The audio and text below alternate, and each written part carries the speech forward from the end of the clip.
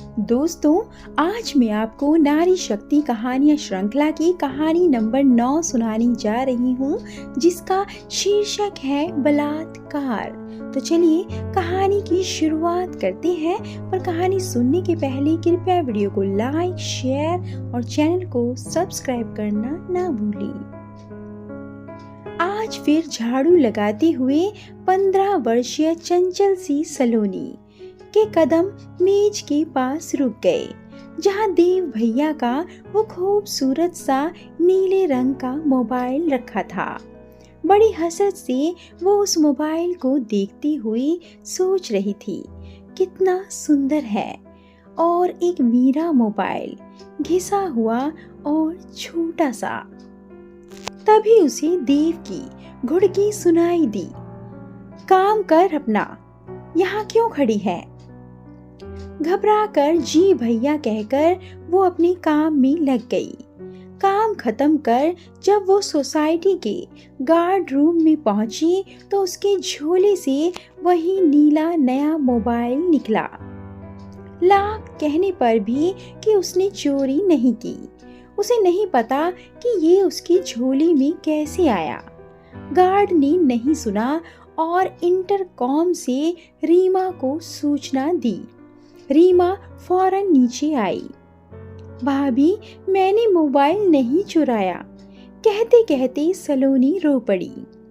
पर रीमा ने कहा, झूठ मत बोल, मैंने खुद तुझे कई बार उस मोबाइल को ललचाई नजरों से देखते हुए डांटा भी है। हुआ वही जो होना था। पुलिस को फोन किया गया। पुलिस सलोनी को थाने ले गई पूछताछ के लिए। नाबालिग सलोनी के माँ बाप भी आ गए, पर दरोगा उनकी भी सुनने को तैयार न था।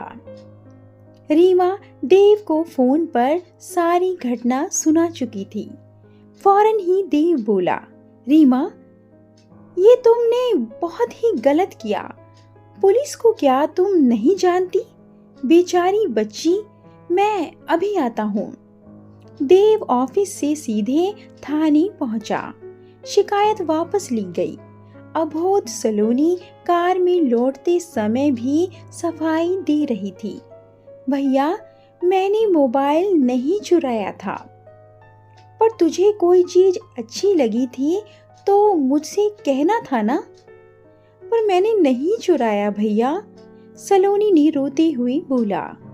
देव होले से उसके कंधे पर हाथ रख मुस्कुरा दिया, एक आश्वासन देती मुस्कान।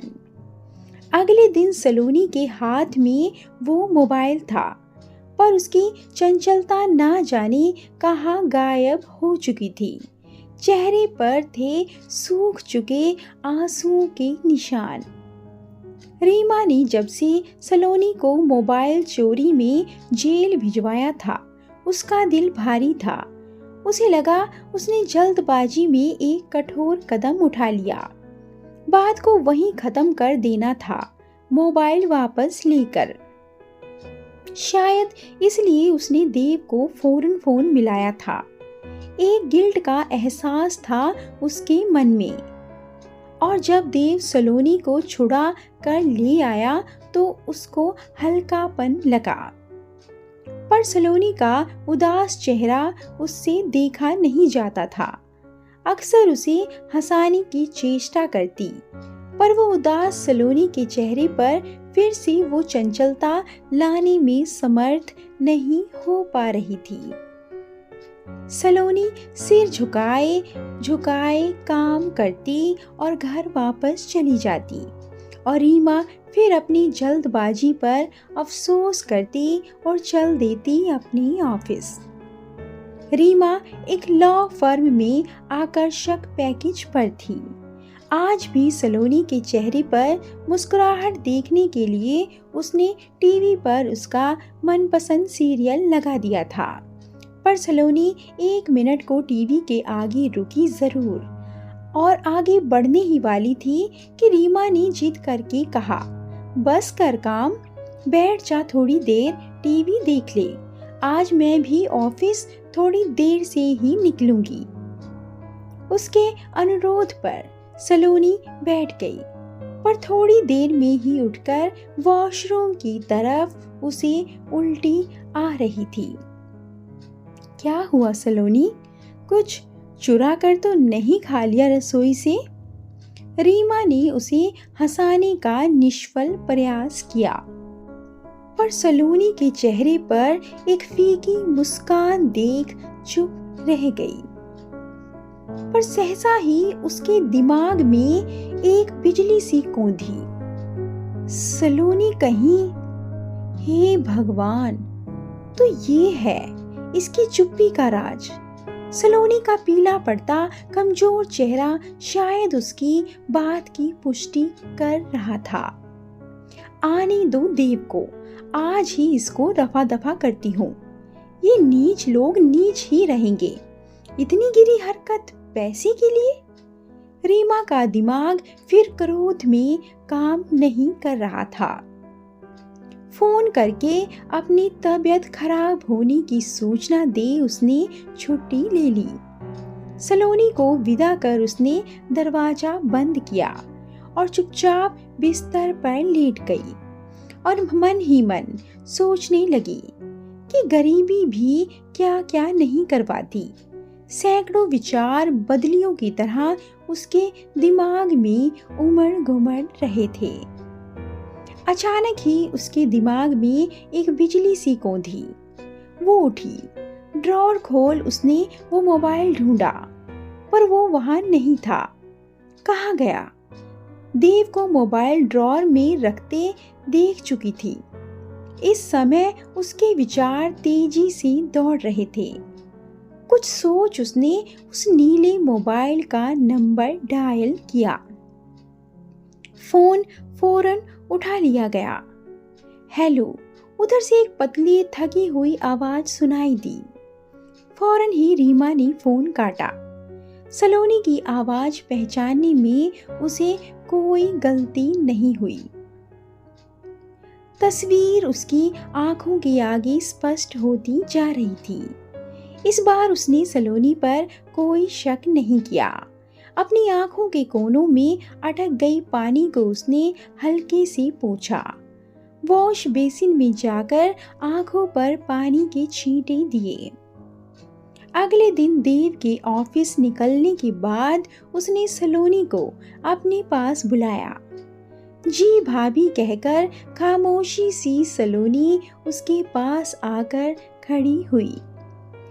2 मिनट उसका चेहरा ध्यान से देखने के बाद अचानक सलोनी ने खींचकर उस मासूम सी बच्ची को सीने से लगा लिया। अब सलोनी अपने को ना संभाल सकी। उसका रोना बढ़ता ही जा रहा था। रोते रोते उसकी हिचकियां बंध चुकी थी और निरंतर उसका सर और पेट सहलाती रीमा भी कब अपनी आंखों से बहने वाली आंसुओं को रोक पा रही थी। चुप हो जा, सब ठीक हो जाएगा, ये दिलासा उसे दे उसके हाथ में एक पर्चा थमाकर कहा। सलोनी, माँ को मेरे ऑफिस भेज देना। दोपहर को जब सलोनी की माँ कमला उसके ऑफिस पहुंची तब तक वो अपने अभिन्न सहयोगी और मित्र को पूरा किस्सा बता चुकी थी, अपना शक भी। पागल हो क्या तुम रीमा? अपने ही हाथों अपने घर को आग लगा दोगी? रीमा के दोस्त मयंक ने उसकी तरफ शंका से देखते हुए कहा। अरे कुछ दे दिलाकर बात खत्म करो। तुम दोस्त हो कि दुश्मन? मैं अपना भला बुरा अच्छी तरह समझती हूँ। एक स्त्री होकर मैं एक स्त्री का दुख ना समझूं, ऐसा कैसे हो सकता है? गए वो जमाने जब कहा जाता था कि मोहे ना नारी नारी के रूपा। अब महिलाएं एक दूसरे के दुख समझने लगी हैं। तुम्हें मेरा साथ देना है या नहीं? साफ बताओ मयंक, नहीं तो मैं किसी दूसरे वकील से बात करूं। जो हुक्म मेरे आका, कहकर मयंक मुस्कुरा दिया और रीमा भी हल्की होकर अपनी आगे की प्लानिंग में लग गई। उसे सलोनी की माँ को पूरे 2 दिन लगे समझाने और अपनी बेटी का साथ देने में, तैयार करने में, वरना तो उसने कोई कसर नहीं छोड़ी थी सलोनी को जी भर के कोसने और गाली देने में। आगे का घटनाक्रम तेजी से घूमा। ऑफिस के लिए तैयार होते देव को उसने सलोनी के प्रेग्नेंट होने की सूचना दी तो वो एक सिद्धहस्त अभिनेता की तरह पहले तो चौंका, फिर बोला, अरे तुम क्यों इस चक्कर में पड़ी हो? इन छोटी कौमों में ये रोजाना घटने वाली घटनाओं की तरह है, कहकर निकलना चाहा। नहीं देव, ये छोटी सी बात नहीं है। मुझे अपने एक वकील साथी से पता चली जो गरीबों के केस अक्सर मुफ्त लड़ दिया करता है। उसने अपनी एक मुवक्किल सलोनी और उसकी माँ के बारे में बताया जो अपनी बेटी पर हुए अत्याचार को लेकर उसके पास पहुंची थी। रीमा देव के चेहरे पर आते जाते रंग भी बखूबी देखती जा रही थी। देव, सलोनी ने पूरी घटना बताते हुए तुम्हारा नाम बता दिया है। मयंक से ही मुझे पता चला। मयंक ने उसे गर्भपात ना कराने और डीएनए की सलाह दी। अब तक देव का कंठ भरभरा चुका था। रीमा, मुझे माफ कर दो, मैं बहक गया था। ठीक है देव, मानती हूँ गलती सबसे हो सकती है। मेरा एक ही निर्णय है, भाभी माँ समान होती है। सलोनी अभी बहुत छोटी है, मैं उसकी माँ से कहूँगी कि केस ना करे। मयंक को भी एफआईआर करने से रोक लूँगी, पर इसके लिए कुछ शर्तें माननी होंगी तुम्हें देव। देव की सवालिया नजरें रीमा की ओर उठी तो रीमा ने दृढ़ आवाज में कहा, डीएनए टेस्ट तो तुम्हें कराना ही होगा देव, वो मेरे पास सुरक्षित रहेगा। सलोनी को हम विधिवत कानूनी तौर से गोद लेंगे। उसके बाद सलोनी को पढ़ाने से लेकर शादी तक की जिम्मेदारी मेरी। सलोनी कहाँ किस शहर में है ये तुम कभी नहीं जान पाओगे। पर देव के मुंह से निकला, देव तुम्हारे पास 2 दिन का समय है, सोच कर बता देना। मुझे भी तुम्हारे साथ रहने और ना रहने का निर्णय लेने में आसानी होगी। और अंतिम बात, उठते उठते रीमा का कठोर स्वर देव को चौंका गया। मैंने जिंदगी में कभी माँ ना बनने का निर्णय लिया है। मेरे लिए एक ही बेटी काफी है और तुम्हारे कुकर्मों के लिए ये सजा। दोस्तों, आपको कहानी कैसी लगी और आपकी कहानी पर क्या विचार हैं, कमेंट कर जरूर बताएं।